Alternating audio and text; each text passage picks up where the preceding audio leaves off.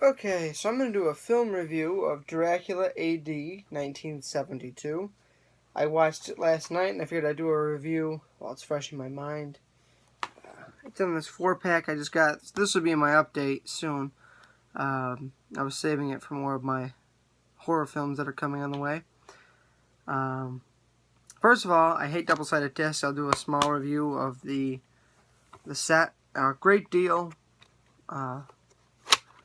But I will admit, the movie does freeze up for about a minute and then jumps. So that is quite the bummer.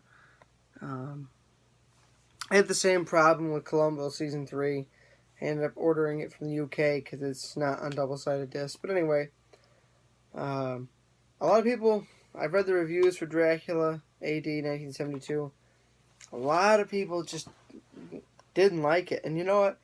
So I went into that mindset when I started watching it, but I really enjoyed it. Not as strong as some of the other films, but it's kind of like an updated version of Taste of Blood of Dracula. Really, it's about this group of people that, well, these are kids, but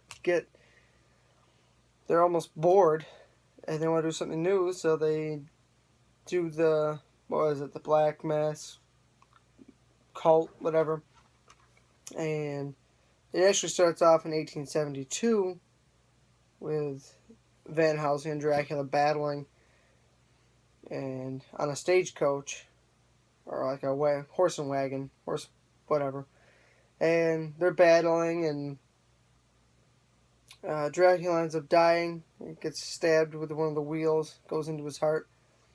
Van Helsing ends up dying in the battle as well, and some guy comes up and saves some of his ashes in the ring and everything. And then 100 years later, same family line, the guy still has the ashes and everything, and convinces these kids to do the ritual, and bam, Dracula's back. And of course the same family line of the Van Helsings, which the grandfather is played by Peter Cushing, who played Van Helsing 100 years before, which is still pretty cool. And he tries to save his granddaughter from being taken because Dracula wants revenge on the Van Helsing family line. And it was a very interesting, very 70s like with the music and everything. But I really enjoyed the movie. Especially some of the scenes were quite gory. The blood is very red, but the ritual scene was pretty creepy, and the fog coming up. I loved that, the fog coming up from the ground, because they do the ritual in the church that's going to be condemned, where there's a graveyard right next to it. That's where Lawrence Van Helsing was buried. I just really liked it, and the blood going into the cup, and then then it jumps the scene and goes to the ground moving up and down, and the fog coming up out of it. Very cool. And then when they all run out scared after he dumps the blood on, I can't remember her name, one of their friends, I don't know if it was Laura, I think so. Anyway, and she's like freaking out on her knees, and they all go running out, and then the main guy who did the ritual, comes out, and then there's this great fog, and he pulls the stake out, and more fog comes out, and all of a sudden there's Dracula. And I really enjoyed that scene. Just it gave off that creepy vibe, and I really enjoyed it. I still think it's funny that Van Helsing ended up getting that detective to believe him. And some of the deaths were brutal, especially with Laura and the black girl, which I can't remember. I'm fuzzy with the names, but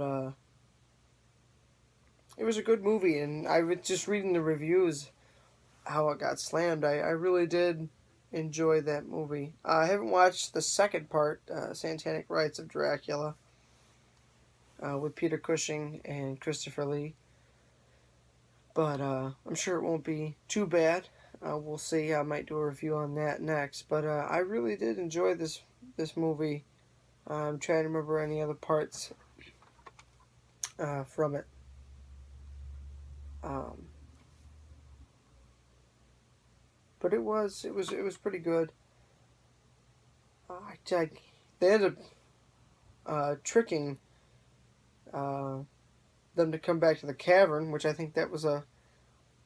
I automatically thought of the Beatles when I thought of the cavern, but that's one of the hangouts, like clubs. But otherwise, I thought it was a pretty decent movie.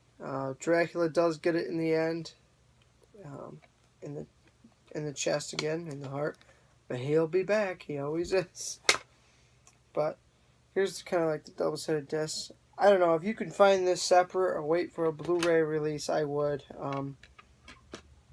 I might try to find these singly just because I hate double-sided discs. I was hoping, it'd be on a couple discs, but just starting out, I don't know.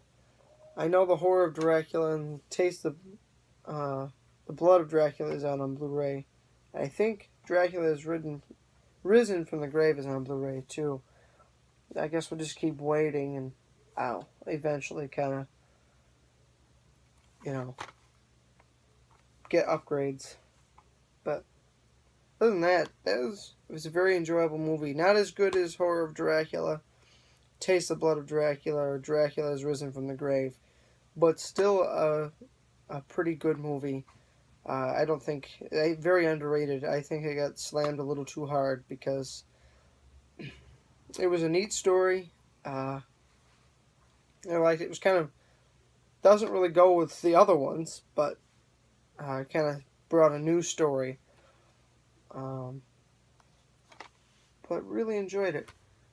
A little bit more violent than the other ones. I mean, the other ones were violent, but this one had a little more. I really liked the makeup they did for Van Helsing in the beginning. The big gashes on his head and everything in the blood. I really thought that looked very realistic to me for the time. but still the blood was a little too red, but still very enjoyable. Well, that's my review after I ramble on.